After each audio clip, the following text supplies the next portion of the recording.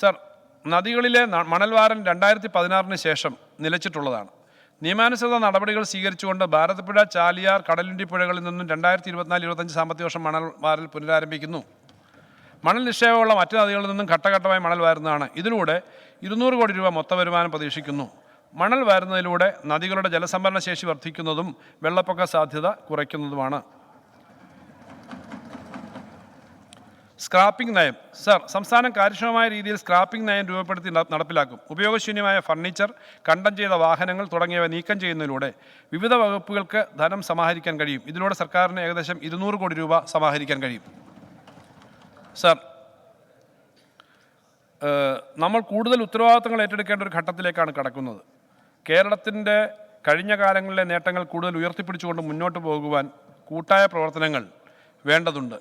സംസ്ഥാന സർക്കാരുകളോട് വ്യത്യസ്ത രീതിയിലുള്ള സമീപനങ്ങളാണ് കേന്ദ്ര ഗവൺമെൻറ് സ്വീകരിക്കുന്നതെന്ന് ആദ്യം ഉന്നയിച്ചത് കേരളമാണ്. ആ ഘട്ടത്തിൽ അത് വേണ്ടത്ര അംഗീകരിക്കപ്പെട്ടിരുന്നോ എന്ന് സംശയമാണ്.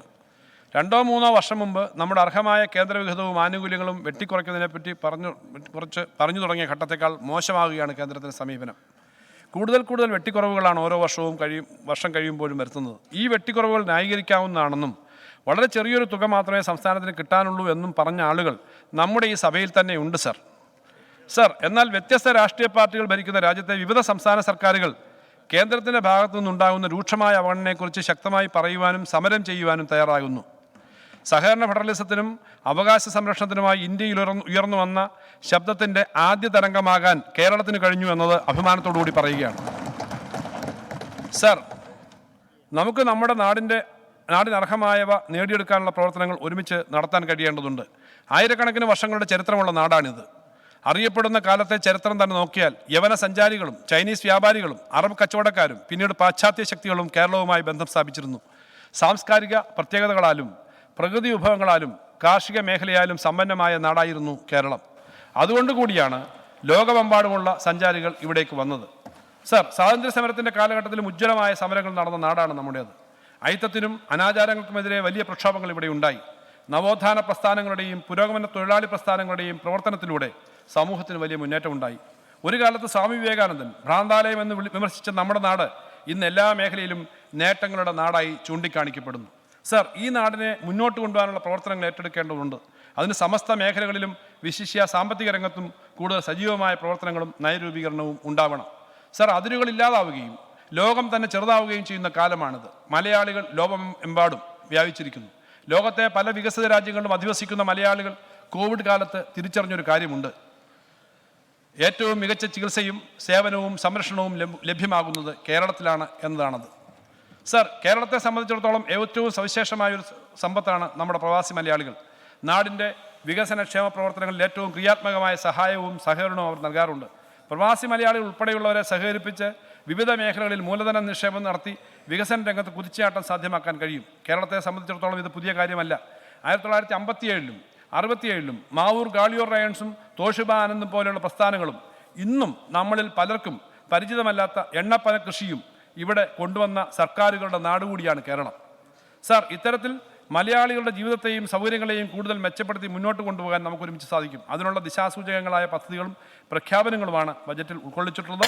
വരുന്ന തലമുറകൾക്ക് കൂടി വേണ്ടി ഈ നാടിനെ കൂടുതൽ മികവുറ്റതാക്കാൻ നമുക്കൊരുമിച്ച് മുന്നേറാം. മഹാകവി വള്ളത്തോളിൻ്റെ എക്കാലത്തെയും പ്രസക്തമായ വരികൾ ഒന്നുകൂടി നമുക്ക് ഓർമ്മിക്കാം: ഭാരതമെന്ന് പേർ കേട്ടാൽ അഭിമാനപൂരിതമാക്കണം അന്തരംഗം, കേരളമെന്ന് കേട്ടാലോ തിളയ്ക്കണം ചോര നമുക്ക് ഞരമ്പുകളിൽ. സർ, ഇനി ഞാൻ 2023-24 വർഷത്തെ പുതുക്കിയ എസ്റ്റിമേറ്റുകളുടെ 2024-25 വർഷത്തെ ബജറ്റ് എസ്റ്റിമേറ്റുകളുടെയും സംക്ഷിപ്ത രൂപം അവതരിപ്പിക്കുന്നു. 23-24 പുതുക്കിയ ബജറ്റ് എസ്റ്റിമേറ്റ്: റവന്യൂ വരവ് 1,26,837.06, റവന്യൂ ചെലവ് 1,51,422.37, റവന്യൂ കമ്മി -24,585.31, മൂലധന ചെലവ് -14,348.25, വായ്പകളും മുൻകൂറുകളും തനി 1,527.82, പൊതുക്കടം തനി 31,998, പൊതുക്കണക്ക് തനി 8,400.44, ആകെ കമ്മി 62.94, വർഷാരംഭ രൊക്കബാക്കി 182.69, വർഷാന്ത്യ രൊക്കബാക്കി 119.75. 2024-25 ബജറ്റ് എസ്റ്റിമേറ്റ്: സർ, റവന്യൂ വരവ് 1,38,655.16 കോടി. റവന്യൂ ചെലവ് 1,66,501.21. റവന്യൂ കമ്മി 27,846.05.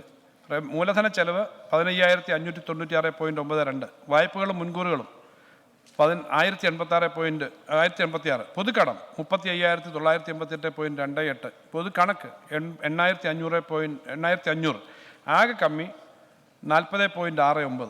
വർഷാരംഭ രൊക്കബാക്കി 119.75. വർഷാന്ത രൊക്കബാക്കി 79.06. ഇപ്പോൾ പ്രഖ്യാപിച്ച അധിക ചെലവ് 1,420. അധിക വിഭവ സമാഹരണം 1,067. വർഷാന്ത രൊക്കബാക്കി 273.94. സർ, 2024-25 ബജറ്റ് സഭയുടെ അംഗീകാരത്തിനായി ഞാൻ സമർപ്പിക്കുന്നു.